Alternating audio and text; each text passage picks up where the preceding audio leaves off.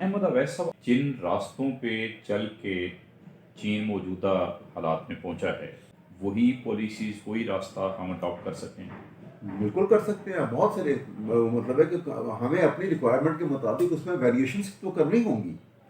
لیکن نا ہم کوئی بھی جب راستہ یا کوئی سسٹم لے کر آئیں گے تو پہلی بات تو یہ ہے کہ وہ سسٹم جو ہے وہ میچ کرے ہمارے یہاں کے لوگوں کی سائیکی کے ساتھ، ان کی نفسیات کے ساتھ میچ کرتا ہو. چائنیز جب وہاں پہ لے کر آئے تو وہ جتنی بڑی انہوں نے ایکچولی جو لانگ مارچ ہوئی اور اس کے بعد جس قسم کی نیشن بلٹ اپ ہوئی، تو وہ چائنیز کی نیشن کو تیار کرنے کے لیے وہ سسٹم ایک آئیڈیا لے آئے، انہوں نے تیار کر لیا.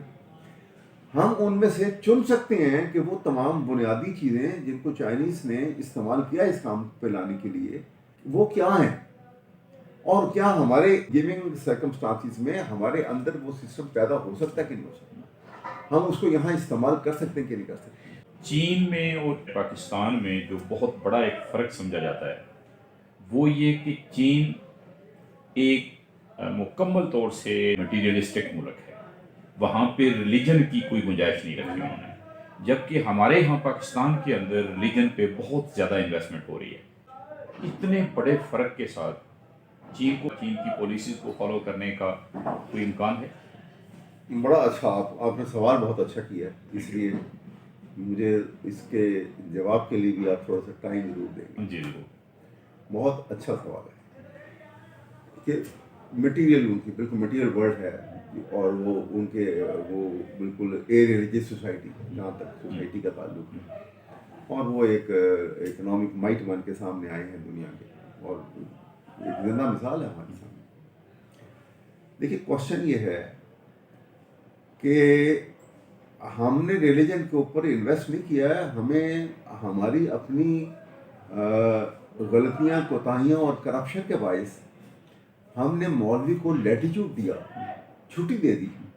کہ تم جو مرضی کرتے رہو، ہماری طرف نہ دیکھو.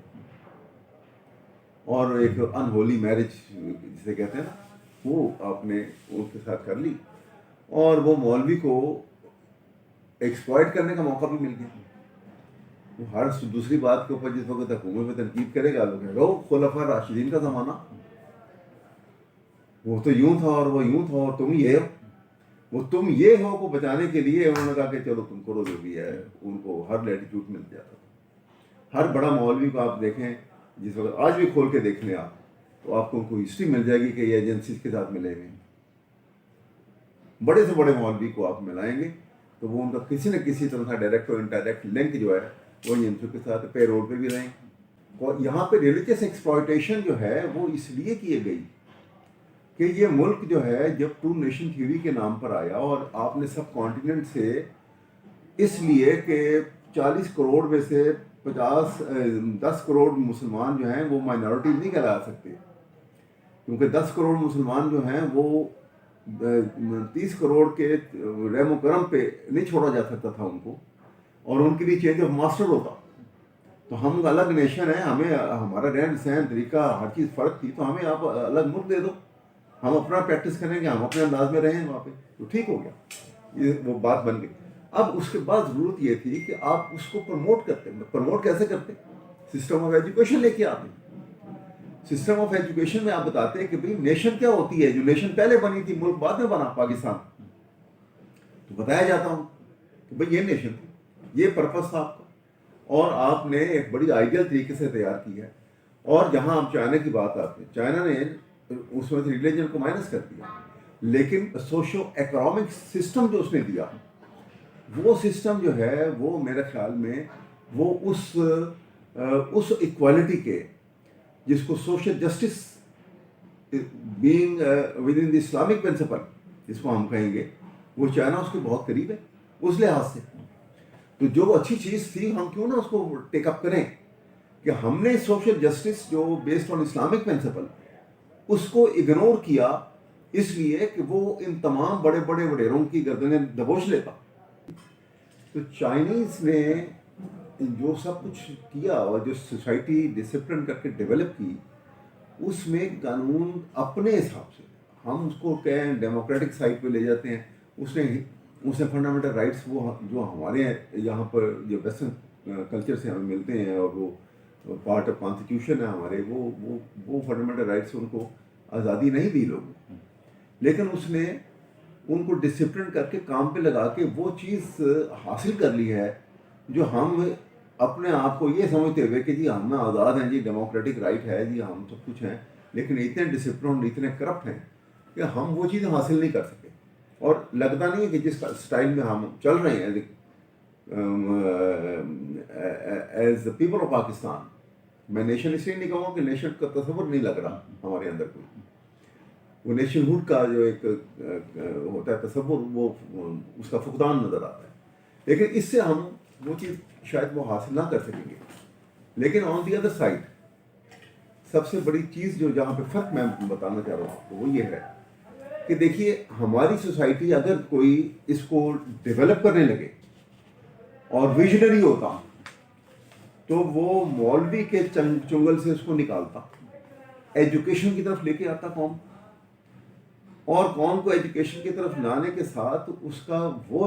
وہ ایسنس جو ہے ریلیجن کا، جو مولوی کی تابع داری میں نہیں ہے کہ آپ نے مولوی کو جیسے استعمال کیا جاتا ہے یا مولوی جیسے ہمارے اندر آتا ہے کہ جی وہ نہیں ہوگا تو کام نہیں ہو سکے گا. کوئی آدمی فوت ہو گیا تو مولوی نے آ کے سپارے پڑھانے نہیں تو اس کو ثواب ہی نہیں پہنچے گا. مطلب لائک سوسائٹی میں جس طریقے سے اگر اس کی جگہ پہ یہ ہو کہ دیکھیں ویسٹرن ساری سوسائٹی اور چائنیز وہ قانون کے خوف کے اوپر ہے کہ آپ نے جو بندہ قانون کی گرفت میں آ گیا نا نہیں بچے گا. آپ کو پتہ ہے کہ کوئی مور دین 400 ان کے منسٹر جو تھے ان کو انہوں نے